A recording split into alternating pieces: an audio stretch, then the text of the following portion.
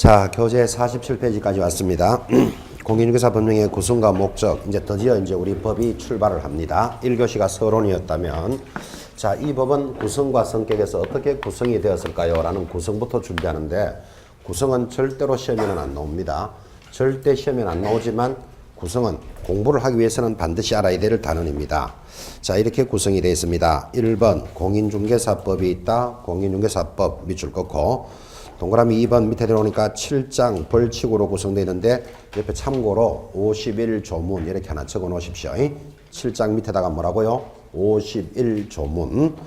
내려갑니다. 2번 공인중개사법 시행령이 준비되어 있습니다. 시행령을 다른 말로 뭐라 부른다? 대통령령이고, 하단에 조문과 부칙으로 구성이 되어 있다. 이렇게 되는데 조문 밑에다가는 38조문 그렇게 참고로 적습니다. 시험에는 나오는 거 아닙니다. 넘어가면 3번 공인중개사법 시행규칙이 준비되어 있고, 시행규칙을 다른 말로는 뭐라 부른다? 국토교통부령 이렇게 부르고, 두째 줄에 보면 조문과 부칙으로 구성되어 있는데 조문이 29조문으로 되어 있습니다. 자, 매수 신청은 참고로 보시면 되고, 자, 그래서 이 법은 어떻게 구성이 되어 있습니까? 법률이 있다. 법률은 국회에서 만듭니다. 51조문으로 되어 있고, 시행령이 준비되어 있는데 시행령을 다른 말로는 대통령령 그럽니다. 이 대통령령에 따라서 시행규칙이 준비되어 있고, 시행규칙을 다른 말로는 국토교통부령이다 이렇게 부릅니다. 아, 그래서 우리 공인중개사법은 이렇게 구성이 되어 있구나. 자, 그래서 51조문, 38, 29조문이니까 모두 118개의 조문으로 구성되어 있고, 여러분들은 이 공부를 하셔서 모두 몇 문제를 치는 과목이다? 40문항을 치는 과목이 준비되어 있습니다. 자, 이 법령의 구성을 보시면서 시험 범위를 알 수 있는데, 민법은 민법 시간입니다. 세법은 세법입니다. 그러죠? 그런데 우리 과목만 오면 법령입니다라고 부르는데, 법령이라는 것은 법과 명령을 포함해서 모두 시험범위다. 그런 뜻입니다. 민법령, 세법령 그런 말이 없단 말이에요. 민법이나 세법은 명령이 시험범위가 아니기 때문에 그래요. 우리 과목만 유일하게 법령이라고 부르는 것은 명령을 포함합니다. 자, 이렇게 구성이 되어 있는데 이 구성은 왜 시험에 안 나오느냐 이렇게 물으면, 모든 법은 이렇게 되어 있습니다. 자, 모든 법이다 그랬잖아, 그죠? 모든 법이라는 말은 건축법이 있으면 건축법, 시행령, 시행규칙 그렇게 되어 있습니다. 국가보안법이라는 법이 있으면 국가보안법, 시행령, 시행규칙 모든 법은 이렇게 되어 있으니까 이거를 시험에 물을 수는 없단 말이에요. 그런데 시행령을 대통령령이라 하고 시행규칙을 국토교통부령이라 한다를 못 알아들으면 앞으로 수업을 진행 못한다. 그래서 이 단어는 체크하셔야 됩니다. 까지 왔습니다. 그리고 시험이 25회를 진행하면서 이제 자꾸 출제 경향이 바뀝니다. 출제 경향이 바뀌는 것 중에 이 부분이 출제가 됩니다. 어떻게 출제가 되는가 하면, 여러분들이 알고 있는 중개보수 중요하죠. 이 작년까지는 중개수수료라 그랬습니다. 이 중개보수는 시행규칙이 정하는 범위 내에서 시도조례로 정합니다. 보수는 어떻게 정한다고요? 시행규칙이 정하는 범위 내에서 시도조례로 정합니다. 자, 그럼 중개보수편에 가면 그렇게 공부를 할 건데, 시험에서 중개보수는 대통령령으로 정한다 하면 X잖아요. 그죠? 이런 문제가 출제가 되기 시작한다고요. 두세 문제가. 새로운 경향입니다. 그게. 그래서 이 말을 알아들어야 그 수업을 이해합니다. 예전에 어떤 분이 이렇게 묻습니다. 아까는 중개보수가 시행규칙이라고 그래놓고 밑에 문제는 국토교통부령이라고 나오는데 뭐가 다릅니까? 이래 묻습니다. 하염없이 쳐다봅니다. 원래 되겠는가 안 되겠는가, 그죠? 똑같은 말을 이해를 못하고 있는 거라 지금, 그죠? 그래서 그걸 알아놓으셔야 돼요. 자, 시행령을 뭐라 그런다? 대통령령. 시행규칙을 국토교통부령. 이 말을 알아야 앞으로 수업을 진행할 수 있다. 됐습니까? 그래서 구성을 가볍게 정리했습니다. 자, 구성이 그렇다면 48페이지 하단 이 법의 성격이 나타납니다. 자, 구성은 가볍게 공부하기 위해서 알았다면 이 성격은 시험에 나오니까 알아야 됩니다. 자, 이 법의 성격은 어떻게 될까요? 하고 출발하는데, 사람도 나름대로 성격이 있잖아. 그죠? 사람도 성격이 있듯이 이 법도 성격이 있단 말이에요. 그래서 감각을 좀 살리려고 이렇게 물어봅니다. 본인은 어떤 성격입니까? 한번 고민 한번 해보시기 바랍니다. 어떤 성격입니까? 말하기 어려운 성격입니까? 잘 모르는 성격입니까? 본인은 어떤 성격입니까? 좋은 성격. 좋은 성격입니까? 본인은 어떤 성격이십니까? 좀 내성적이다. 그 나름대로 봐야 성격이다 했잖아. 그죠? 앞에 계시는 분들은 어떤 성격입니까? 하니까 잘 모르는 성격, 뭐 좋은 성격, 내성적이다. 뭐 이런 말 하시는데 제가 다른 데서 물어보니까 본인은 어떤 성격입니까? 하니까 까칠한 성격입니다. 이런 사람도 있습니다. 뭐 까칠한 사람도 있고 또 차분한 성격도 있고 나름대로 있겠죠. 자, 그러면 사람도 나름대로 이렇게 성격이 있듯이 이 법도 성격이 있단 말이에요. 그럼 이 법은 성격이 어떻게 될까요? 하니까 1번 중개업에 관한 일반법적 성격입니다. 일반법에 동그라미 놓고 그를 기본법이다 이렇게도 부릅니다. 자, 이 법의 성격은 첫째 일반법적 성격이다. 일반법을 다른 말로는 기본법이다 이렇게 부르는데 이는 무슨 말인고 하니까 중개행위를 할 때 가장 기본이 되는 법이다 그런 뜻이에요. 다른 말로 하면 중개행위를 하면서 도로교통법, 건축법 이런 걸 보는 게 아니다 이 말이에요. 중개행위의 가장 기본이 되는 법의 성격을 지니고 있습니다. 두 번째 이 법은 내려가니까 2번 민법과 상법에 대해서는 특별법적 성격입니다. 그래서 이 법을 뭐라 부른다? 특별법적 성격이다. 특별법이라는 말은 무슨 법보다 먼저 해석한다 이 뜻이에요. 그래서 뭐보다 해석하는데 하니까 민법이나 상법보다 먼저 해석한다. 그래서 이를 특별법적 성격이다 이렇게 부릅니다. 이 법을 해석함에 있어서 굉장히 중요한 표현입니다. 이게. 그러니까 어떤 내용이 민법에도 있고 상법에도 있고 중개사법에도 있다. 그러면 뭐부터 적용해야 된다? 중개사법부터. 왜? 중개사법은 특별법이기 때문에 그렇게 대답하는 거예요. 특별법적 성격이다. 그리고 오른쪽으로 가니까 3번 사회법 또는 중간법이라는 말을 더 많이 씁니다. 이 사회가 발달하면서 만들어지니까 사회법 또는 중간법적 성격인데 중간법이라는 것은 공법적인 요소와 사법적인 요소를 포함하고 있다. 그래서 이를 중간법적 성격 그렇게 부릅니다. 공법이라는 것은 국가가 개입하는 법을 공법이라 그럽니다. 개인과 개인에 관련되는 법을 사법이라 부릅니다. 그러면 지금 여러분이 들고 계시는 이 책 공인중개사법을 딱 들고 이 법은 무슨 성격입니까? 하면 공법적인 요소도 있고 사법적인 요소도 있는 중간법이다. 이런 사회가 발달하면서 만들어지니까 사회법적 성격이다. 성격을 그렇게 논합니다. 네 번째 이 법은 국내에만 적용하는 국내법적 성격입니다. 그래서 이제 성격이 나타났는데 이 성격 네 가지가 탁 나타나는 걸 보면서 여기 쓸데없는 거 하나 딱 걸어놓고 이 법의 성격이 아닌 놈을 찾으시오 라고 문제가 준비되어 있기 때문에 성격은 잘 봐야 된다. 이렇게 정리했습니다. 크게 어렵지는 않죠. 그죠? 그래서 어떤 단원이 하나, 둘, 셋, 넷 이렇게 끊어지는 것들은 특별히 잘 보셔야 됩니다. 문제 내기가 좋다. 그죠? 그래서 성격을 정리하시고 뭐 국내법을 굳이 설명한다면 이렇게 항상 예를 들었죠. 이 법에 따라서 이 법이 공인중개사법입니다. 이 법에 따라서 자격증을 취득한 여러분들은 일본에 있는 아파트는 하나 팔러 갈까? 그런 소리 하면 안 됩니다. 이 법은 국내에만 적용한다. 그래서 국내법적 성격까지 정리했습니다. 자, 요게 서론이었다면 이제 오른쪽 하단 공인중개사법령의 제정 목적하여 드디어 제1조가 출발을 합니다. 자, 우리 법 제1조는 목적에 대해서 제시를 해줍니다. 그래서 이 법 제1조는 목적을 제시하는데 참고로 1회 시험으로부터 여러분 시험이 지금 25회가 끝났다 그랬잖아. 그죠? 그리고 이제 26회를 준비하는 수험생들인데 지금 1조 목적이 1회부터 25회까지 몇 번쯤 나왔을까요? 여러분은 잘 모르시죠? 목적이 12번이 출제됐습니다. 자, 12번이 나왔다. 그러면 25번을 치는데 12번이 나왔다. 이 말은 2년마다 한 번씩은 나와야 12번을 내잖아. 그죠? 그럼 2년마다 한 번씩 나오니까 아예 좀 강조하기를 매년 나옵니다. 딱 이렇게 접근한 거예요. 그냥 1조는 중요하니까 잘 보세요 하고 석 지나가면 점수 못 받습니다. 그러니까 원래 나온다. 딱 이렇게 접근하고 붙어야 됩니다. 2년에 한 번꼴로 출제했다.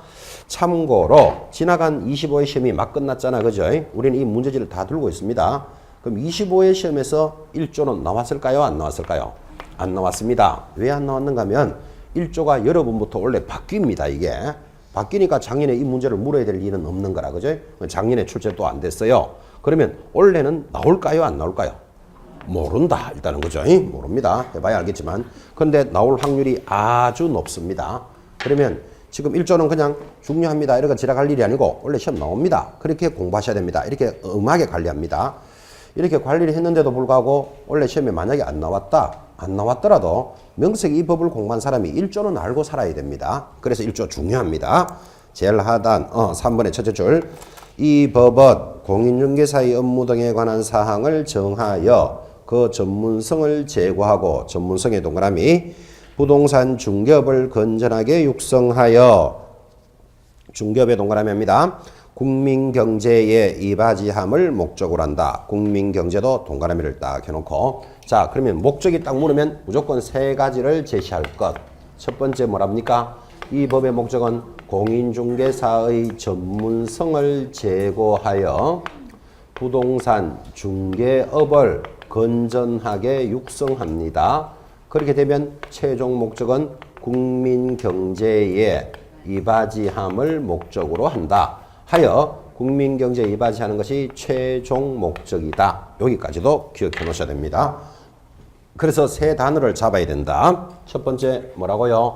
전문성. 그 다음 중개업을 건전하게 육성합니다. 그리고 국민경제에 이바지하는 것이 목적인데 이게 12번이 나왔다 이랬잖아. 그죠? 그러면 여러분이 출제위원이라도 이 1조를 가지고 12번을 물을 수 있는 모습이 딱 이거죠. 예를 들면 부동산 중개 업무를 건전하게 육성하고 해놓고는 아닌 것을 찾아라 문제가 들어옵니다. 중개업이라 그랬지 중개 업무 이런 말 하지 않았습니다. 그러니까 설렁설렁 보고 있으면 무조건 점수도 설렁설렁 나옵니다. 32.5 막 나옵니다. 26.7 이런 막 나옵니다. 그래서 정확하게 업 딱 잡으셔야 된다고요. 이렇게 묻는 걸 12번 물었단 말이에요. 또는 부동산 중개업자를 적절하게 규율하고 중개업자도 적절하게 규율해야 되지만 목적이 되지는 않습니다. 부동산이라는 말만 나오면 바로 따라 붙는 말 부동산 투기를 억제하여 부동산에 대해서는 투기 이런 말은 그냥 상식적으로 붙어 있잖아. 그죠? 아무리 좋은 말씀이라도 목적이 되지는 않는다. 또 학개론 등을 통해서 여러분들은 수요 공급을 조절하고 이런 말이 얼마나 그 과목에서 중요하게 공부하지만 목적이 되지는 않습니다. 또는 국민의 재산권 보호에 기여한다. 국민만 들어간다고 다 옳다고 꽝 찍으면 X 됩니다. 국민의 재산권이 아니고 국민 경제에 이바지함이 목적입니다. 그래서 목적은 정확하게 세 가지를 알고 있어야 된다. 이렇게 해주셨고 원래 처음 만납니다. 여러분들이. 그러니까 이걸 무조건 출제한다. 이렇게 한번 나와봐라. 이렇게 기다리셔야 됩니다. 한번 나와봐라. 이렇게 배우고 있어야 된다. 그래서 오늘 이 시간에 여러분한테 꼭 전달하기를 그래도 최종 목적 하나는 좀 알고 가자. 하나 남겨가기를 하려고 이렇게까지 전달합니다. 원래 여러분들이 10월 24일 토요일 시험 친다고 들으셨죠? 그죠? 그럼 한 달 뒤에 발표합니다. 11월 24일. 발표가 딱 나고 나면 그달로부터 한 달 내로 자격증이 교부되니까 이 자리에 계시는 여러분 대다수는 12월 말 되면 자격증을 손에 쥡니다. 12월 달에. 대다수는, 그죠? 대다수는 12월 초에 자격증을 손에 쥐면 빠른 분은 벌써 12월이면 개업하는 분도 계신다니까요. 그러면 이 자리에 공부하신 여러분들은 같은 동기생이고 또 이제 사무소 개업하면 꽃다발 하나 들고 가고 맥주도 한 병 들고 가서 개업을 축하합니다 하고 가겠죠. 가서는 꼭 물어야 되는 말이 뭔가 하면 개업을 축하드리는데 이 업을 하는 최종 목적이 무엇입니까? 꼭 물어야 됩니다. 그러면 거기 계시는 분이 뭐라고 대답해야 된다? 국민경제에 이바지한다. 개업 인사말까지 지금 전달했습니다. 만약에 그죠? 이 업을 하는 최종 목적이 무엇입니까? 하니까 국민경제에 이바지한다. 이렇게 말하면 물는 사람이 어떤 생각을 할까요? 좀 맛이 갔구나 이렇게 생각하겠죠.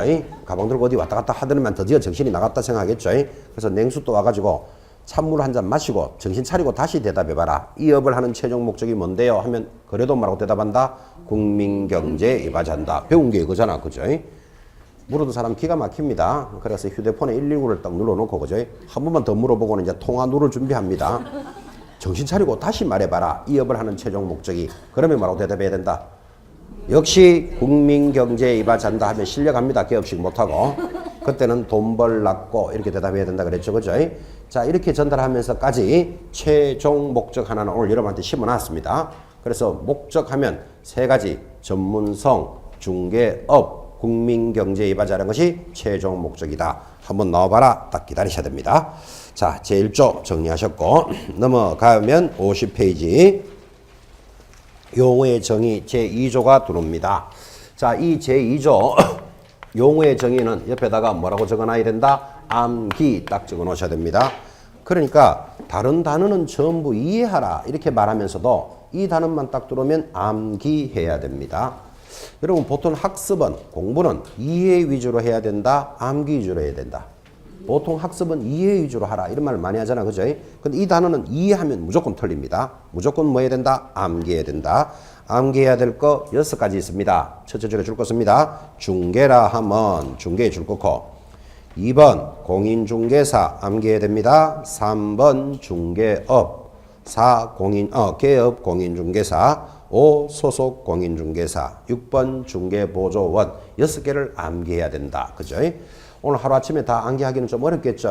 그래서 이제 살을 붙여가면서 필수적인 단어가 뭐다 이거를 조금씩 공부해가면서 느껴가야 됩니다. 자, 6가지가 암기사항인데 이해하면 안 된다 그랬습니다.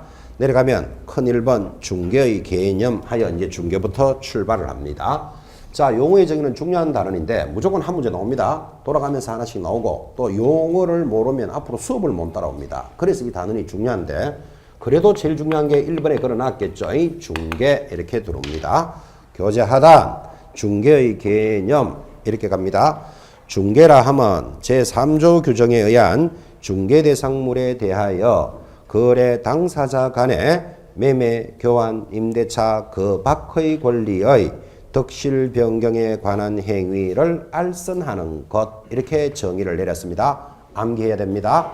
자, 한번 적어볼까요? 중개가 뭐라고요? 3조. 그건 지금 2조니까 다음 시간에 3조 하겠죠? 3조에 의한 중개 대상물에 대하여 거래 당사자 간에 그 물건을 매매도 하고 교환도 하고 임대차도 하면서 또 그 밖의 권리라는 게 있습니다. 권리의 덕실히 변경하는 것에 관한 행위를 덕실 변경에 관한 행위를 뭐 하는 것이다? 알선하는 것이다. 이렇게 제시했습니다. 자, 이 용어의 정의 1번이 중요한데 중개라는 정의를 보시면서 이 줄은 하나가 전부 다 시험 문제입니다. 예를 들면 중개 대상물에 대하여 그랬으니까 여러분들은 중개 대상물이 뭘까 하는 게 눈에 싹 들어와야 됩니다. 제3조 다음 시간에 공부합니다.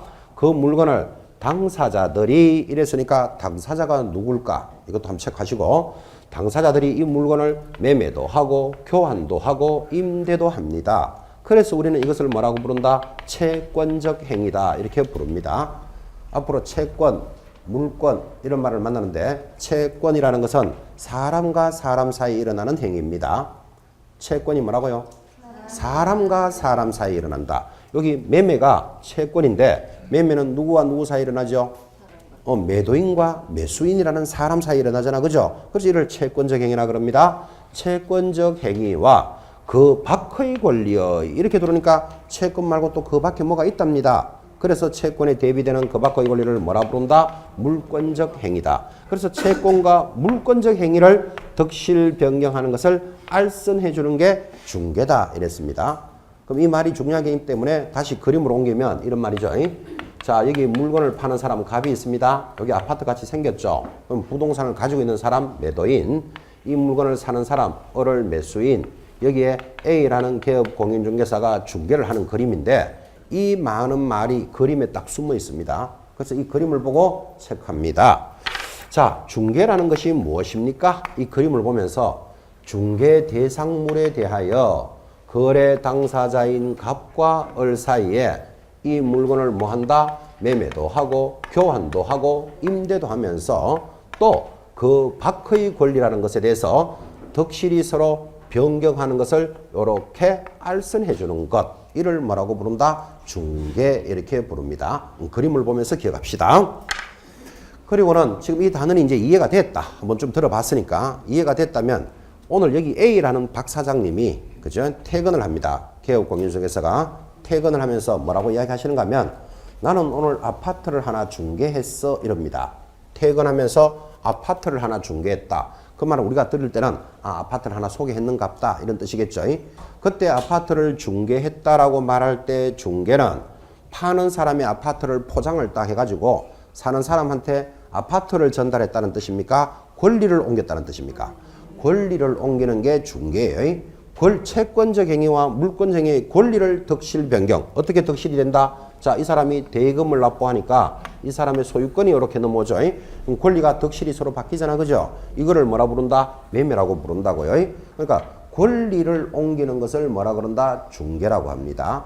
아, 오늘 나는 아파트를 중개했다, 땅을 하나 중개했다 라고 말할 때 그 중개는 물건을 직접 전달하는 것이 아니죠. 그죠? 그래서 권리를 덕실병행하는 게 중개입니다. 권리를 옮겨주고 뭐를 받는다? 수수료를 받겠죠. 자, 그때 권리가 뭡니까 하니까 채권적 행위와 물권적 행위를 덕실병행하는데, 이때 법 조문에서 시험에 나올 때는 암기하라 그랬잖아요. 그죠? 그런데 무리하게 암기해가지고 모든 물건 이렇게 들어오면 요거 틀린다 이런 걸 딱 잡을 준비를 하셔야 된다고. 그러니까 무슨 말인가 하면 물건은 물건인데 모든 물건을 덕실병행할 수는 없다. 그죠? 그래서 물건 중에서도 되는 것도 있고 안 되는 것도 있다. 이런 것도 익히 보셔야 되고, 또 암기를 하라 그랬으니까 덕실병행에 관한 행위를 알선을 업으로 하는 것 이렇게 탁 갖다 걸면 이거 틀린 거 탁 잡아내셔야 됩니다. 암기하라 그랬잖아요. 이거 지금, 그죠? 그래서 교재에서 알선하는 것을 말한다에 알선업을 하는 것에 업, X 이런 거 표시해 놓으셔야 됩니다. 우리 중개사법은 작은 범위에서 많은 문제가 나오기 때문에 글씨 하나, 토시 하나를 잘 봐야 된다. 그죠? 자, 그러면 모든 물건 하면 틀리니까 그럼 물건이 뭐길래 되는 것도 있고 안 되는 것도 있습니까? 또 이렇게 한번 가봐야 된다고요. 그래서 천상 또 민법에서 배우는 물건이란 이를 한번 적어보는 거예요. 자, 물건은 사람이 물건을 지배하는 권리를 물건이라고 합니다. 물건이 뭐라고요? 사람이 물건을 지배하는 권리. 자, 그때 물건이 뭘까요? 아, 물건이 모든 물건입니다. 지금 여러분들 가지고 계시는 책상, 걸상, 안경, 모자, 신발, 책 이런 것도 다 물건이잖아. 그죠? 그럼 이런 물건을 지배하는 권리를 물건이다 이렇게 부릅니다. 근데 물건이 워낙 많으니까 하나만 들고, 볼펜도 물건이죠. 그죠? 그러면 이 물건은 볼펜에 대한 권리가 첫 번째, 여러분들은 볼펜을 쥐고 있습니까? 쥐고 있으면 점유권이 있다 이렇게 말하는 거예요. 우리가 볼펜을 쥐고 있다를 법률적으로는 점유하고 있다 이러는 거예요. 그래서 물건에 대한 권리는 첫 번째 무엇에서부터 출발한다? 점유권에서부터 출발합니다. 자, 그러면 점유권도 있지만 그 볼펜이 자기 겁니까? 자기 거면 소유권도 있다 이렇게 말하는 거예요. 그래서 물건에 대한 권리는 항상 여기서부터 출발하는 거예요. 그 점유권과 소유권으로부터 출발하니까 이거를 본래의 권리, 본권 이렇게 부릅니다. 자, 그런데 우리는 지금 이런 권리를 설명하고 싶은 게 아니고 모든 물건 하면 틀린다 그랬으니까 점유권은 중개할 수는 없다. 그런데 소유권은 중개할 수 있습니다. 이것만 보더라도 모든 물건 하면 틀리는구나 이거를 잡으셔야 되고, 그럼 점유권은 왜 중개가 안 됩니까? 굳이 이렇게 묻는다면 볼펜 같은 것들은 동산이다라는데 동의하시겠습니까? 그래서 여러분들은 동산업자가 된다, 부동산업자가 된다. 부동산업자가 될 사람들은 동산과 친한 권리를 중개하지 않습니다. 자, 그러니까 점유권은 안 되고 소유권은 당연히 된다는 건 압니다. 지금 이 물건을 매매, 교환, 임대차 할 수 있다 그랬죠. 자, 매매를 했다. 그러면 대금을 납부하니까 무슨 권리가 넘어가죠? 소유권이 덕실이 변경되니까 요거 중개할 수 있구나라는 당연히 알 수 있죠. 자, 이것만 보더라도 모든 물건을 덕실 변경한다 하면 틀린다는 아셔야 되겠고, 그 다음 소유권이라는 단어를 공부하셨던 분은 무조건 알아야 될 거. 소유권이라는 말은 자동으로 물건을 사용할 수 있고 수익할 수 있고 처분할 수 있는 권능이 있어야만 소유권이 붙습니다. 그럼 소유권을 공부한 사람이 사용할 수 있고 수익할 수 있고 처분할 수 있다는 말을 모르면 잘못 가르쳤거나 잘못 배웠거나 둘 중에 하나입니다. 지금 이 자리에서도 소유권 하면 이 세 마디가 안 나오는 사람은 간첩이거나 하여튼 탈북자거나 둘 중에 하나입니다. 일단 소유권에 무조건 세 가지를 기억해 놓으셔야 돼요. 지금 이걸 얼마나 강조하고 싶으면 오늘 시간 이후로, 그죠? 여러분들은 어떤 유행가라든지 시집에 보니까 나는 그대를 소유하고 싶소 하면 소유에다가 줄 닦아놓고 나는 그대를 뭐 하고 싶소? 사용하고 수익하고 처분하고 싶소까지 딱 기억하셔야 돼요. 저절로 기억하셔야 돼요. 술 취한 아저씨가 비틀거리면서 가면서 이럽니다. 나는 마누라를 소유하고 있는데 이 마누라가 도망가서 찾으러 간다 이럽니다. 그 마누라를 소유하고 있는데 이래 말하는 순간 여러분은 따라가면서 번역을 마누라를 사용하고 수익하고 처분할 수 있구나 이렇게 생각하셔야 돼요. 그러면서 살짝 처분할 수 있을까 고민 한번 해봐야 되죠. 처분 당할 가능성도 많죠. 사실은. 그죠? 어쨌든 소유가 들어오면 사용, 수익, 처분이 가능해야 됩니다. 자, 이런 권리에서부터 출발하니까 타인의 물건이지만 사용하고 수익만 할 수 있는 것을 용익물건이라 부릅니다. 그래서 용익물건에는 뭐가 있다? 전세권, 지상권, 지역권이라는 권리가 있는데 요놈들은 모두 중개할 수 있다. 그러니까 용익 물건은 중개의 대상이 된다 하더라도 욕할 사람 아무도 없고, 이 처분할 수 있는 권능을 물건에서는 담보 물건이다 그럽니다. 처분할 수 있는 권능을 뭐라 부른다고요? 담보 물건. 담보 물건은 처분을 할 수 있구나. 이렇게 이해할까요? 여러분이 아파트를 담보 잡고 국민은행에 5천만 원 빌릴 수 있겠죠? 자, 그런데 여러분이 5천만 원 안 갚아줍니다. 그러면 국민은행이 어떻게 할까요? 아파트를 처분하겠죠. 경매 처분. 그러니까 담보 물건은 처분할 수 있는 힘이 있다는 걸 기억하란 말이에요. 그때 담보 물건에는 유치권, 질권, 저당권이라는 권리가 있는데, 여기서 가능한 권리는 저당권만 된다라고, 이것은 판례가 인정하는 권리고 작년에 시험 문제기도 합니다. 자, 그러면 유치권, 질권은 또 안 되는구나를 알 수 있는데, 결국은 점유권까지 해서 모든 물건을 덕실 변경한다 하면 틀린다. 되는 물건에 대해서만 덕실 변경을 합니다. 그러면 굳이 점유권, 유치권, 질권은 왜 안 됩니까? 라고 굳이 묻는다면 동상과 친한 권리, 그죠? 동상과 친한 권리는 중개의 대상이 되지 않습니다. 자, 이 물건들은 여러분들이 민법에 가면 하나하나를 다 배웁니다. 하나하나를 다 설명하고 14문제 정도가 출제되는 아주 큰 단원인데, 오늘 이 시간은 지역권 정도를 하나 해결하면서 민법의 도움도 받고, 지역권이 어떻게 돌아간다를 한번 이해를 해보는 시간을 가집시다. 민법에서 다 공부하겠지만, 지역권 할 때 지자는 타인의 땅을 이용하는 권리를 지역권 그럽니다. 이걸 설명하려고 여러분한테 이렇게 전달합니다. 자, 이게 길입니다. 길을 우리는 도로라 그러죠. 길에 땅이 이렇게 생겼습니다.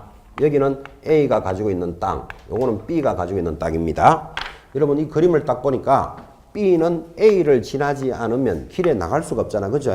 그러니까 B가 뭐라고 말합니까? 길 좀 내주세요 그래요. 그래서 이 땅을 뭐라 부른다? 요역지. 구분하겠습니까? 누가 길을 내달라는 걸 잘 봐야 돼요. 편리를 보는 토지를 요역지 그럽니다. 길 좀 내주세요 그럽니다. 그러니까 A가 뭐라고 말하겠습니까? 돈만 많이 주면 길 내줄게. 그러니까 성락을 하니까 성역지 땅으로 구분합니다. 그래서 지역권이라는 권리가 딱 들어오면 편리를 보는 토지 요역지와 편리를 주는 토지 성역지로 나누어져 있다. 이거부터 이야기돼야 뭐가 시작되잖아, 그죠? 그 다음에 그림을 잘 보시면, 자, 그러면 성역지 땅은 이 땅 전체를 길을 내줘도 되겠지만, 길이라는 것은 요만큼만 내줘도 길 되죠. 그래서 그림을 보면서 성역지는 한 필의 전부에도 되고 일부에도 가능한 권리다. 그림을 보면서 대답합니다. 그런데 요역지는 반드시 한 필의 전부여야 한다. 그죠? 이게 돼야, 여러분 지적법에 가보면 합병할 수 있는 토지, 합병이 안 되는 토지도 구분되는 거예요. 한 필 전부에 들어가느냐, 일부에도 가능하느냐를 지금 보고 있습니다. 자, 여기까지가 민법 사항이라면 이런 물건은 전부 등기가 되니까 등기에는 필수 기재 사항이 있습니다. 지금 이 지역권은 왜 만들어졌죠? 통행을 위해서 길 좀 내주세요 그랬죠, 그죠? 통행권, 물을 당기는 것을 인수권, 전망을 위한 것을 조망권이라 하여 지역권 등기를 할 때는 세 가지 중에 하나는 필수적으로 기재되어야 한다. 되겠습니까? 그러면 이런 권리를 설정하고 개업공사가 뭐 받을 수 있다? 수수료 받을 수 있다. 지금 그 이야기 하고 있는 거예요. 중개사법, 등기, 민법까지 싹 다 정리했습니다. 그래서 지역권도 중개의 대상이 된다를 전제했는데, 여러분 너무나 잘 알다시피 지금 밖에 나가보면 개업공사들이 매매만 하는 거 아니죠? 전세권, 아파트 전세 얻었다, 전세 줬다, 이런 것도 다 할 수 있는 권리에 해당된다는 것은 당연히 이해할 거예요. 자, 이렇게 정리하면서 모든 물건을 덕실 변경하는 것은 아니다. 이 정도는 알아들어야 된다. 그죠? 그래서 중개라는 개념을 갖고 있습니다. 그런데 이제 51페이지 하단에 가면 중개의 성격이 나타납니다. 자, 중개의 성격에서 1번 지시중개, 넘어가면 2번 참여중개라는 게 보이는데, 자, 여기 보시다시피 이 개업공사가 이렇게 참여하고 있죠. 이런 중개를 뭐라 그런다? 참여중개 이렇게 부르는 거예요. 중개의 종류를 보는데, 개업공사가 개입하고 있으면 참여중개인데 개입을 안 하고 하는 중개가 있습니다. 개입을 안 하고 하는 중개를 뭐라 부른다? 지시중개 그렇게 부르는데, 개업공사가 개입을 안 하고도 중개할 수 있나요? 있습니다. 밖에 여러분 나가보면 이런 것 본 적 있죠? 메모지에 아파트 사진을 찍어 놓고, 이 아파트는 95년생 아파트고 방은 3칸, 주방, 거실, 욕실 안 깨끗해도 전부 다 깨끗함 다 적어놨습니다. 그리고 생각 있는 사람은 연락해 주세요. 이렇게 해서도 부동산을 거래할 수도 있죠, 그죠? 그래서 개업공사가 개입을 안 하고 있으면 이거를 뭐라 그런다? 지시중개 이렇게 부른다고요. 이 물건을 팔겠다고 지시하고 있잖아 지금. 그래서 개입하고 있으면 참여중개, 개입 안 하면 지시중개. 그래 구분을 하더라 이 말이에요. 자, 52페이지 보면 2번에는 2번 개업권사의 의무에 따라서 의무 동그라미 딱 해놓고 의무에 따라서 묶습니다. 밑에 일방적 중개, 2번 쌍방적 중개로 구분을 합니다. 자, 그럼 의무에 따라서 그랬으니까 의무에 동그라미를 딱 해놓고 의무에 따라서 일방적, 쌍방적으로 구분되는데 일방적이라는 말은 의무가 없는 것, 일방적입니다. 자, 한번 봅시다. 의무가 있는지 없는지. 자, 여기 매수자가 아파트를 하나 사주세요라고 의뢰할 때 꼭 A 이야기만 해야 됩니까? 다른 사람에게 해도 됩니까? 다른 사람에게 해도 되지. 의무가 없잖아. 그죠? 그 다음 A에게 사달라고 하면 A는 반드시 사줘야 될 의무 있다 없다? 없죠. 사줘도 되고 안 사줘도 되죠. 사주세요 했는데 못 사줬다고 징역 보내겠다. 그런 말은 없잖아. 그죠? 서로 간에 의무가 없는 것을 뭐라 부른다? 일방적 중개다. 이렇게 부른다니까요. 그런데 우리 A에게만 사달라 해야 되고 A는 반드시 사줘야 돼. 의무를 가지고 있다면 그걸 뭐라 부른다? 쌍방적 중개. 그렇게 부른다. 중개의 종류를 지금 설명하고 있습니다. 자, 지금 이 단어는 이해가 됐다면 지금 현장에 나가보면 중개는 일방적인 게 많다, 쌍방적인 게 많다. 99.9%가 일방적입니다. 근데 쌍방적 중개가 가끔 있기 때문에 시험에 나와요. 그래서 쌍방적 중개 옆에다가는 전속 중개계약 이런 걸 하나 메모해 놓으셔야 됩니다. 전속 중개계약이 대표적인 쌍방적 중개입니다. 그 다음 중요한 게 3번 내려오면 중개행위의 대상에 따라서 상사중개와 민사중개로 나누는데 이 단어는 굉장히 어렵습니다. 근데 이거 상사, 민사를 설명하려면 한 30분 설명해야 되는데 30분 설명해가지고 한 문제 나올 똥 말똥을 그렇게 투자할 수는 없잖아. 그죠? 그래서 문제로 딱 잡아가는 모습이 딱 있습니다. 2번 민사중개의 첫째 줄에 보시면 상행위가 아닌 사인 간의 민사상 법률 행위를 중개하는 것인데 거기 부동산 중개 찾았습니까? 그거 동그라미 딱 해놓고 그러면 이제 답이 다 나와버렸죠. 자, 부동산 중개는 무슨 중개다? 민사중개. 그러면 끝난다 이 말이에요. 이 깊은 내용을 그렇게 딱 잡습니다. 시험에서 부동산 중개는 상사중개로 본다라고 시험에 한 2번쯤 나왔었어요. 부동산 중개는 민사중개다.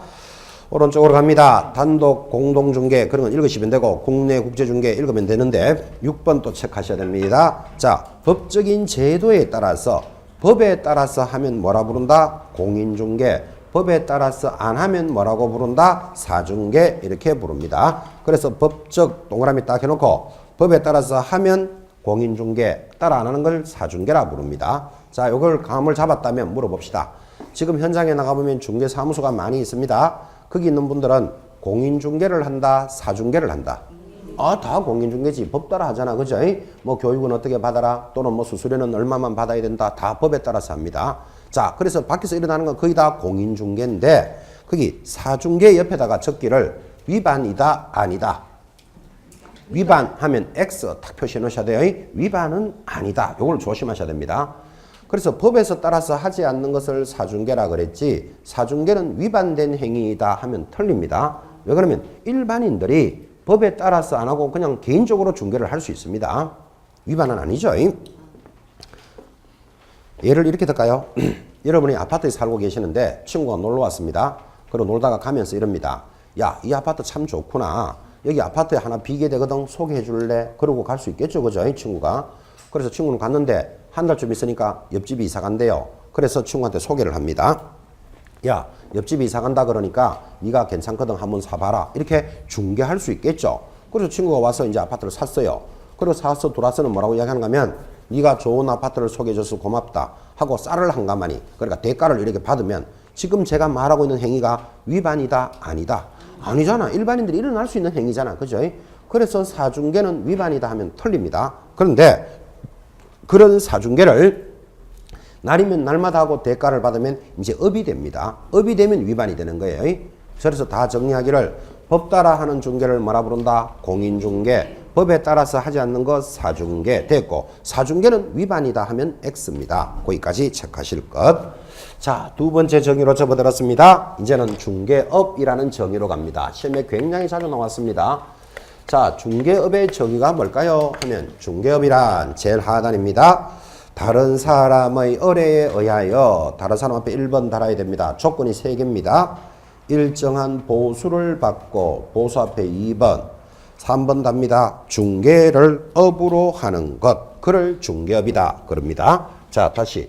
중개업이 되기 위해서는 조건이 세 가지입니다. 첫 번째 하나가 뭐라고요? 타인의 의뢰가 있어야 하고, 타인의 의뢰라는 게 하나 사주세요, 팔아주세요라는 게 의뢰입니다. 반드시 보수를 받고, 세 번째 중개를 뭐 하는 것? 업으로 하는 것이다. 세 가지 요소가 반드시 있어야만 중개업이 됩니다. 암기해야 되는 단원이라고 그랬습니다. 이거를 시험에서 22회 때 3년 전에 이렇게 나옵니다. 틀린 것의 답으로 중개업이란 타인의 의뢰에 의해서 중개를 업으로 하는 것 이렇게 출제했었어요. O, X, X 뭐 때문에 X? 보수가 빠졌잖아, 그죠? 얼마나 쉽게 냈습니까? 근데 이거를 지금은 여러분이 보면서 대답하니까 그래 보수 빠지면 안 되지. 그러지만 시험지상에서 딱 만나보면 틀린 데가 없습니다. 중개업이란 타인의 의뢰에 의해서 중개를 업으로 하는 것을 말한다. 못 찾아낸다니까. 슬렁슬렁 공부한 사람들은, 그죠? 무조건 세 가지 요소를 암기해야 된다. 지금 이렇게 전달했습니다. 거기 또 암기하라 그러니까 오버해가지고 추가로 암기하는 사람도 있어요. 세 가지 요소만 있는데 중개업은 중개사무소를 갖추고 이런 말 하면 X예요. 그런데 가만히 이해해보면 중개사무소를 갖추고 타인의 의뢰를 받아서 보수를 받고 중개를 업으로 하는 것 하는데 틀린 걸 못 찾아냅니다. 워낙 맞는 말이기 때문에. 그래서 이 단어는 이해하면 안 된다 그랬잖아, 그죠? 중개사무소는 중개업의 요소가 아닙니다. 또 오버해가지고 등록을 하고 이렇게 들어옵니다. 등록도 중개업의 요소에 해당된다 안 된다? 안 돼. 등록 안 하더라도 중개업이 되는 거예요. 그래서 지금 그렇게 이해하려면 어려우니까 무조건 암기해야 될 것 세 가지 이렇게 딱 잡으셔야 됩니다. 자, 그때 또 업이 되기 위해서는 우리 유권 해석에서 업의 조건을 세 가지를 제시합니다. 업이 되려면 불특정 다수를 대상으로 그 행위가 계속적이고 반복적이면서 영리성이 있을 때만 업이 되더라고요. 아, 이렇게 되니까 이제 중개업이라는 요소는 좀 양이 많아졌다, 그죠? 첫째 타인의 의뢰, 일정한 보수를 받고 중개가 뭐죠? 중개가 뭐죠? 지금 1시간 동안 중개했잖아, 지금. 그죠? 매매, 교환, 임대차를 알선하는 것을 업으로 하는 것. 이 중개가 따로 놀지 않습니다. 시험에서 요 말이 그대로 들어온다는 거 잘 보셔야 돼요. 이 중개를 업으로 하는 것인데, 어때? 불특정 다수, 계속적이고 반복적이면서 영리성이 있을 때만 업이 되는 거예요. 자, 그러면 이 단어를 이해하셨나? 그러면 이제 이런 문제가 나옵니다. 교재 다 했으니까 크게 필기할 필요 없고, 시험에 이렇게 나왔습니다. K 주식회사에서는 K 주식회사 이러니까 좀 너무 말이 딱딱하죠. 그러니까 코롱 주식회사에서는 이렇게 번역합니다. 코롱 주식회사에서는 무주택 사원을 대상으로 아파트를 임대 알선해주고 일정한 수수료를 받고 있다. 이거 중개업에 해당되느냐? 시험에 이렇게 묻습니다. 자, 된다, 안 된다, 안 되지. 이 정의에 다 되어봐야 되는 거예요. 자, 코롱 주식회사의 무주택 사원들을 대상으로, 그 말은 특정인이다, 불특정인이다. 특정한 사람들만 대상으로 하잖아요. 지금 코롱 주식회사 무주택 사원들을. 이 조건이 안 맞죠? 계속적이고 반복적이었다 하더라도 그 행위를 영리성이라 볼 수는 없다. 회사의 복리후생 차원에서 하는 거잖아요. 그죠? 그러니까 아파트를 임대 알선해주고 일정한 수수료를 받더라도 중개업이 아니니까 자기들끼리 하면 되지 이 법을 따를 필요는 없다. 그런 취지. 그래서 어떤 행위가 중개업이 되느냐 안 되느냐를 구분하는 기준이 됩니다. 그래서 정의는 중요합니다. 이게 이해를 하면 좋겠지만 지금은 이해하면 안 된다 그랬죠. 무조건 요소를 암기할 것. 하루아침에 다 안 됩니다. 조금씩 자꾸 살을 붙여 가셔야 된다고요.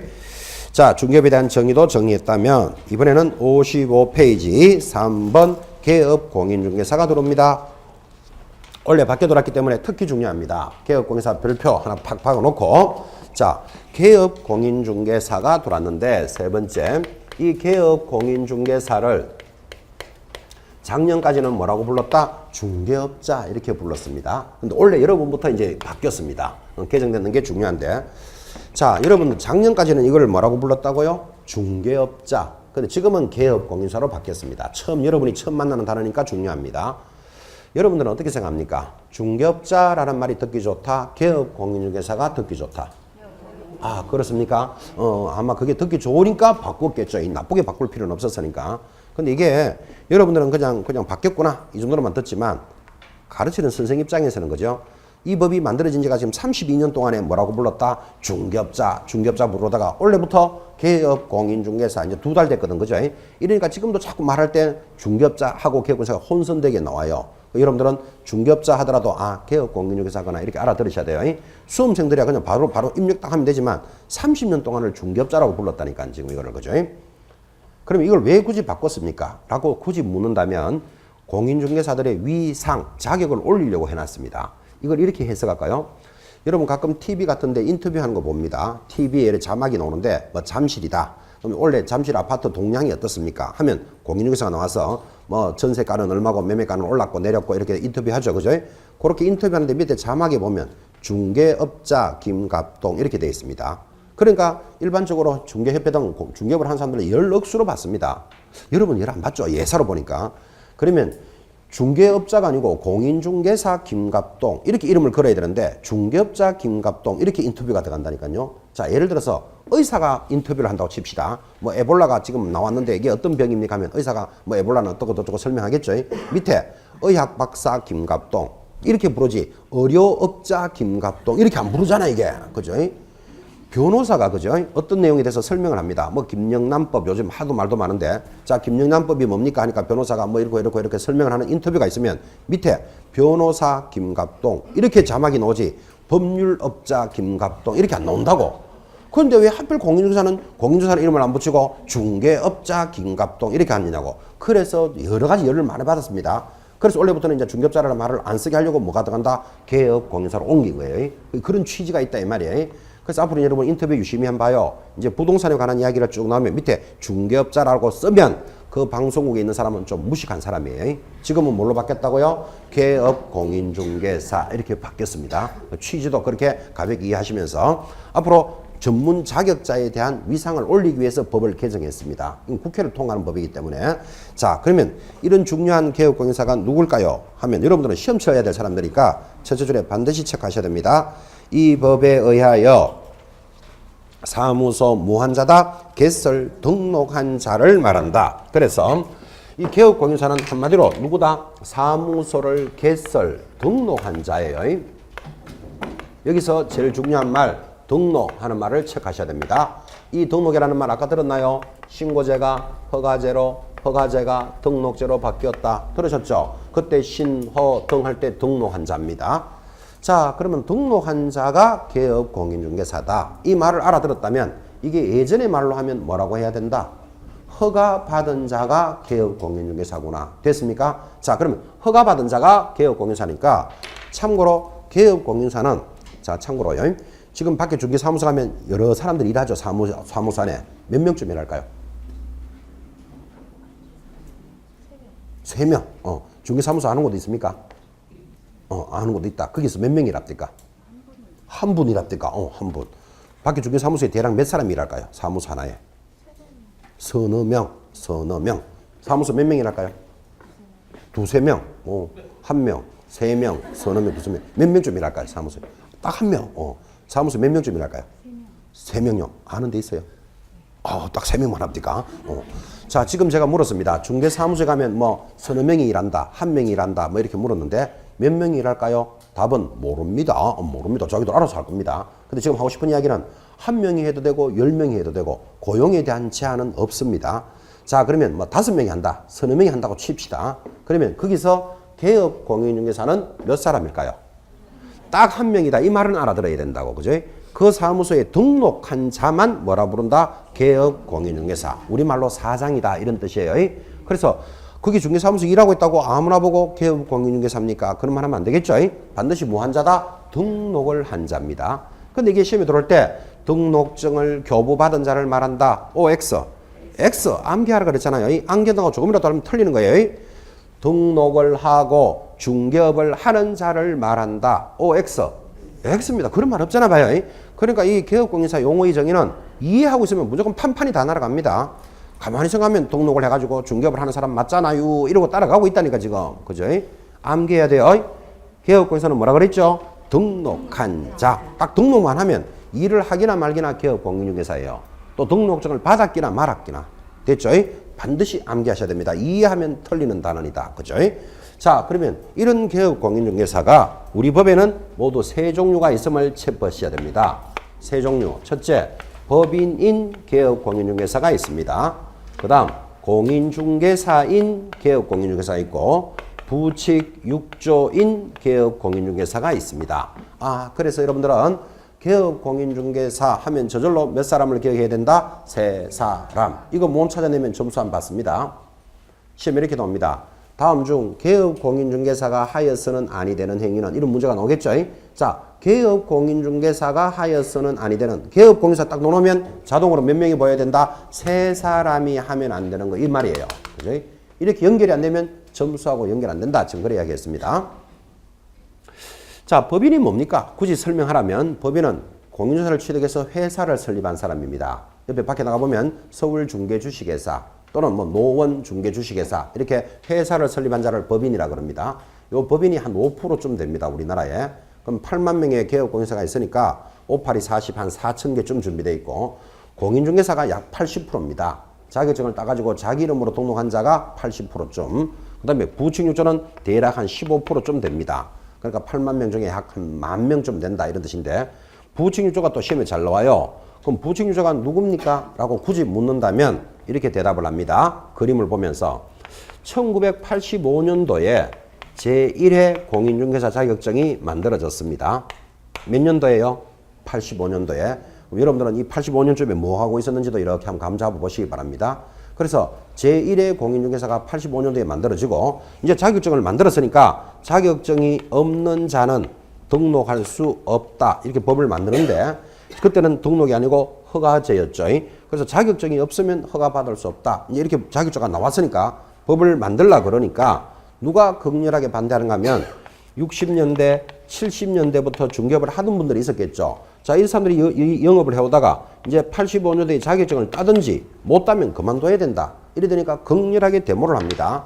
그래서 할 수 없다. 그러면 하던 사람들은 계속 하게 해주겠다. 우린 이를 뭐라 부른다? 기도권을 가진 자를 부칙6조라 그럽니다. 그럼 이 사람들은 자격증이 없이 옛날부터 해오던 사람인데 한번 그만두면 이제는 할 수는 없는 자. 그를 부칙6조라 부르고, 예전에는 이를 중개인 이렇게 불렀습니다. 근데 지금은 중개인이라는 말도 시험에 안 나온 지도 한 5년 됐어요. 이제는 부칙6조 딱 이렇게 기억하는데, 자, 그러면 지금이 2015년이잖아요.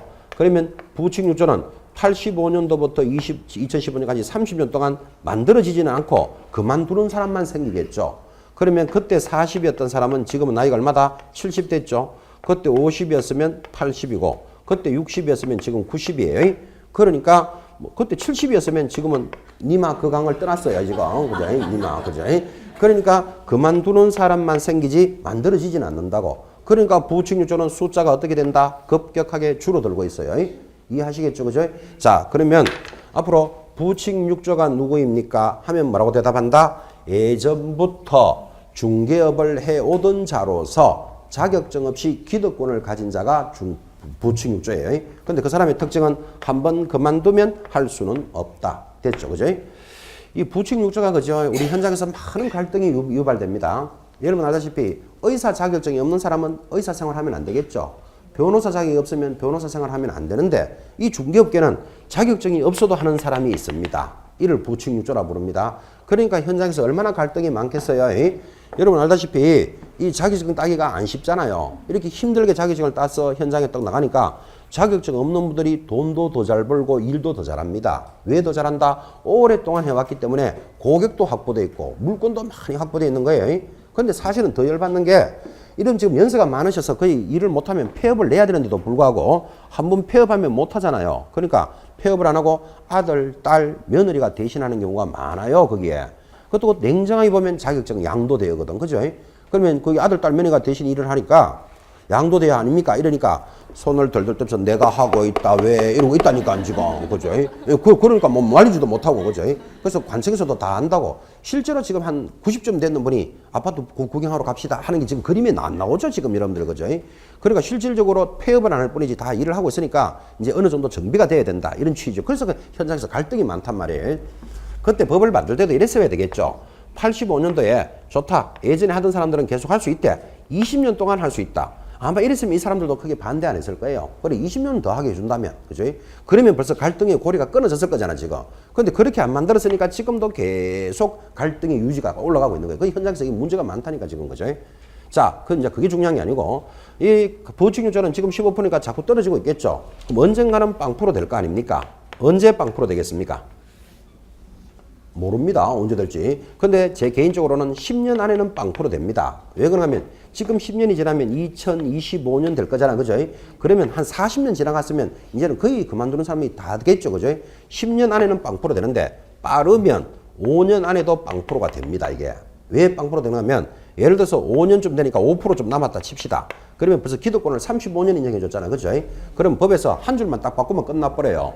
개업 공인중개사는 등록한 자로서 법인과 공인중개사가 있다. 이러면 이거 저절로 쏙 없어져 버린다니까요. 그래서 이름을 어디 갖다 붙여놨다? 부칙의 저 밑에 갖다 놨다니까, 이거를. 그죠? 법조문도 아니다는 뜻이잖아요. 부칙이니까. 그죠? 언제든지 정리할 준비를 합니다. 그러면 5%좀 남았을 때 이렇게 썩 정리해버리면 반발할 수도 있겠죠. 근데 크게 반발 안 합니다. 왜? 한 35년이 지났고, 그죠? 그 다음에 진짜 하는 거 한번 더 가볼까요? 이래 보면 돌돌돌돌 돌고 앉아있다니까, 지금. 이렇게. 그죠? 니마, 이러고 부르고 있다니까, 지금. 그죠? 그러니까 한 5%좀 남았을 때는 가볍게 정리된다니까, 이게. 그죠? 그러니까 결국 하고 싶은 말이 뭐다? 빠르면 5년 안에, 늦어도 10년 안에는 빵프로 되는 거예요. 그러면 법이 바뀌겠죠? 그러면 개설공인중개사, 개업공사는 두 사람밖에 없다. 이러면 자격증의 가치가 확 달라집니다. 그럼 자격증의 가치가 달라진다. 이 말은 따기도 어려워진다. 이 말하고 같아져요. 그래서 여러분들은 지금 부칙유저가 빵프로 되기 전에 빨리 합격하셔야 돼요. 이거는 뭐 조만간에 다가오는 현상이에요, 이게. 3시간 수업하는 것보다 더 중요한 말 했습니다. 55페이지 제일 밑에다 받아쓰기 해요, 지금. 제일 중요한 말. 뭐라고? 부칙6조 빵프로 되기 전에 꼭 합격하자. 그죠?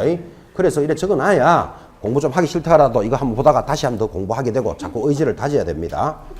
지금 안 죽는데, 안 죽고도 되는 건 내가 두고 볼 겁니다, 진짜. 중요한 말 했는데도 지금. 그죠?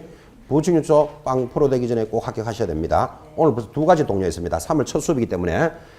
절대평가, 아니다. 상대평가 하기 전에 합격하자. 그죠? 그 다음에 부칙6조 빵프로 되기 전에 빨리 합격해야 됩니다. 조만간에 다가오는 현상입니다.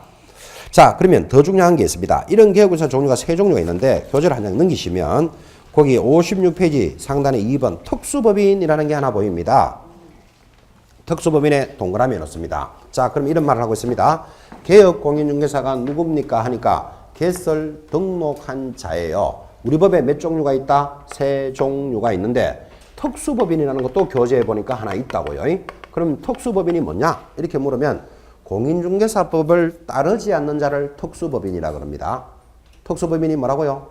공인중개사법을 따르지 않는 법인이다. 그러니까 이게 특수한 법인이잖아. 그죠? 이 특수한 법인은 많이 있지만 시험에서는 지역농협, 지협 하나만 시험에 나옵니다. 지역농협을 하나 체크해 놓으셔야 돼요. 그래서 거기 보면 종류와 업무의 범위 할 때 거기 3번에 지역농협이 있습니까? 그거 줄 쫙 긋습니다. 지역농업협동조합은 조합원을 대상으로 농지의 매매 임대차 교환이 가능하다. 그거 하나만 시험에 나온다고. 다른 것들은 특수법인 볼 필요 없고. 자, 그럼 잡았는데 여러분 단위농협 이런 말 들어봤나요? 단위농협을 단협거래요. 그죠? 근데 단협이 없어진 지가 지금 20년이 됐어요. 없어지고 지금 이름이 뭘로 바뀌었다? 지역농협인데도 단협하면 알아듣고 20년이 지났는데도 불구하고 단협은 알아들어도 지협을 생소하게 생각해요. 바뀐 지가 20년 넘었어요. 지역농협으로. 지금 밖에 시내 나가시다가 농협 있죠? 농협 있으면 간판을 유심히 자세히 한번 보라고요. 그러면 간판 제일 끝에다가 농협이 중앙회라고 되어 있는 데도 있고 지역농협이 오히려 더 많아요. 그래서 지역농협을 옛날에는 뭐라 그랬다? 단위농협, 단협인데 이름은 이렇게 바뀌었습니다. 그러면 이 지역농협은 농업협동조합법에 따라서 중개업을 할 수 있으니까 중개사법을 따르지 않는 법인이다. 그래서 이거를 뭐라고 부른다? 특수법인 이렇게 부른다고요. 됐죠? 특수법인이 여러 가지 있지만 시험은 하나만 나옵니다. 자, 지금까지 했던 말 다 정리합니다. 중요하기 때문에 개업공인중개사가 뭡니까? 하면 뭐라고 대답한다?